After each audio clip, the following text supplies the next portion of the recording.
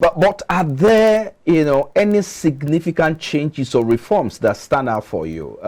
Even though you said this is too early to judge, there is subsidy removal already. There's reforms already going on in the financial sector with the unified exchange rate, and then of course the removal of the former CBN governor, and so quite a lot is also going on. We talked about, in the forex market as well. We discovered that you can now make transfer or withdrawal or deposit of 10,000 US dollars, in cash transfer.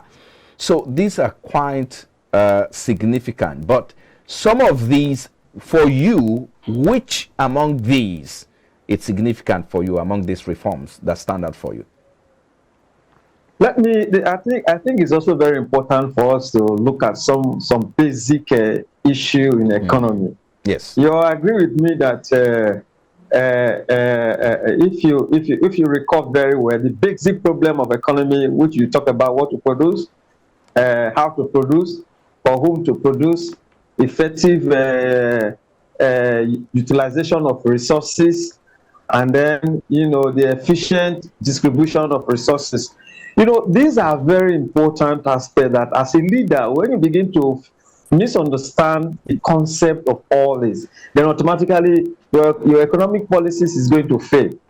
Now, President Tinubu's policy, especially on the parallel market, or if you like, you will say creating competition, in the parallel market, that everybody cannot compete, and you will not have the exchange rate. Even if the exchange rate, sometimes you have to determine, if you go, for instance, you go to the forex market, you can actually determine what you want to bargain for, and so on and so forth.